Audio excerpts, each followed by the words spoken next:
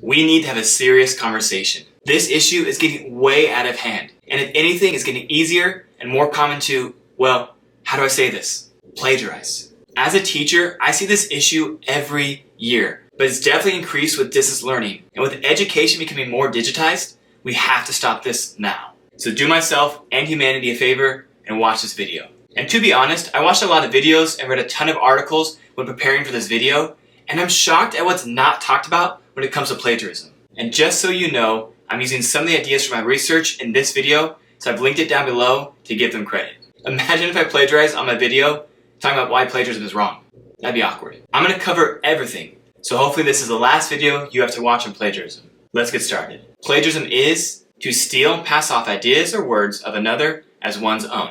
Oh, and I think I probably have to tell you I got this definition from the Merriam-Webster dictionary because I think giving credit is important. Notice it says words and ideas. This is an important point of confusion that we'll cover in this video. Pretty much, whenever you use someone's words or ideas, you have to cite it, which means that you basically just give credit and tell them where you learned it. Like, don't get me wrong, it's okay to use someone's words or ideas, you just have to cite it. Here's a caveat. If something's common knowledge, you don't need to cite it. For example, if I asked you who the current president of the United States is, I bet you could tell me. And you wouldn't need to cite your sources because, well, it's common knowledge. But did you know Joe Biden, who right now is the current president of the United States, loves ice cream? In fact, while running for president in April 2020, his campaign team spent over $10,000 on ice cream. Kind of crazy and, to be honest, a bit unhealthy. But here's the point. Something like that isn't common knowledge, and you have to cite your sources of where you learned it. And I read that in an article on biography.com. So basically, unless it's common knowledge, you have to tell the reader where you learned that information.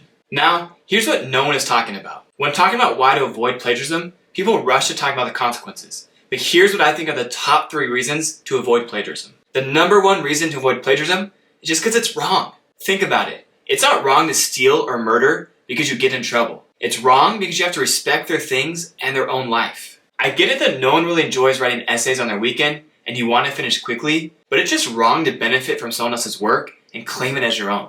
Number 2, it's just dangerous to do so, and here's why. One of the biggest reasons we cite our sources is so that other people can fact check us. And in a world where fake news is more prevalent than ever, we need to check people's sources to know where they got the information from and whether it's true or not. And if you just plagiarize something and do not give credit, your reader has no idea where you got the information from and cannot fact check you. And that's super dangerous. Number 3, like I said before, I doubt many of you like spending your weekends or late nights writing essays. And a lot of us just want to take the easy way out. But I think there's something to be said about sticking to something and working hard on something that you don't want to do. I think it builds character and just makes you a better person. Because in life, you don't always get to do what you want, but that's not a reason to slack off and just not give it your all. Your goal as a human being should be to benefit and help other people as much as possible. And you do not do that by plagiarizing. You're not helping people if you take their hard work and benefit from it yourself and you don't allow people to fact check your work. But if that doesn't convince you, although it should,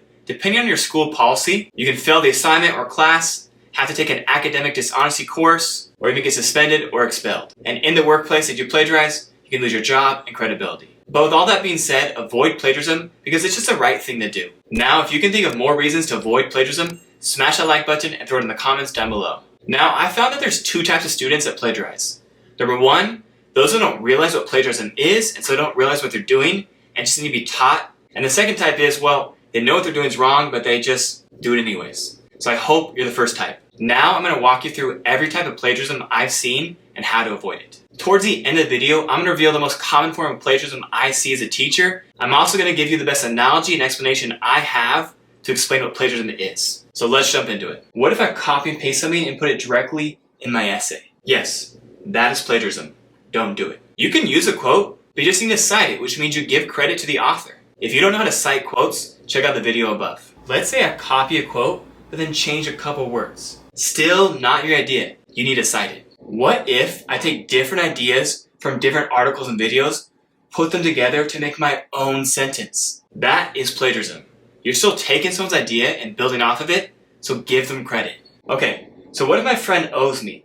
I take their homework and I put my name on it. Really? That's clearly not kosher. What if I pay someone? Yeah, that is plagiarism. What if I reuse an old assignment for my new class? You actually can't do that. It's called self-plagiarism. You can't take an old assignment and turn it in for a different class. And if you want to take an idea from a previous essay, you have to cite yourself, which I guess is pretty cool because it makes you sound smart. Do I have to cite Google? Okay, this happens way too often, so pretty please, let's stop it. In their essays, students will cite Google, and here's the issue with that. Have you ever Googled something like, how far away is the moon from the Earth? Google pops up tons of information. Here's the thing, the information did not come from Google. It's just really good at finding information for you. If you look at those questions right there, when it gives you the answer, it's not coming from Google. It came from the link right below it. Okay, I think I get it now.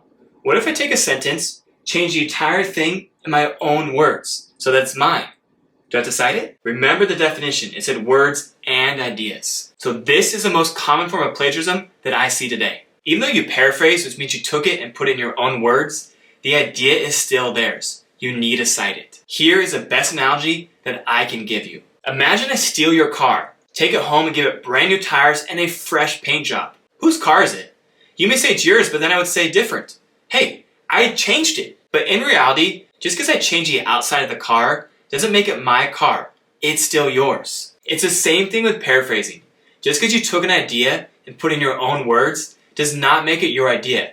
You need to tell us where you learned that information and give the author credit. Now let's talk about a couple key ways to avoid plagiarism. One of the trickiest parts when researching for an essay is you're reading tons of different websites and articles, and it's tough to keep track of where you learned different bits of information. What I tell students to do is whenever you like an idea, whenever you learn something, keep track of it. Open up a Google Doc, copy and paste a link to that source. That way when you actually start writing your essay or your assignments, you actually remember where you learned the information from. I provide this template down in the video description below. Next, just give the person credit. Whether you're taking a quote directly or paraphrasing it, you have to give them credit. So cite your sources. To wrap all this up, basically cite your sources and give the person credit. Our goal should be to help and benefit as many people as possible. And you do not do that by cutting corners, being lazy, and stealing other people's work and claiming it as your own. You don't give people an opportunity to fact check your work and to know whether it's true or not. Like I said before, if you want to know where I learned some of this information or you want to fact check me, check out the video description down below. Hopefully, this is the last video you need to watch on plagiarism. Now go forth and don't plagiarize. Smash the like button, hit subscribe. Adios.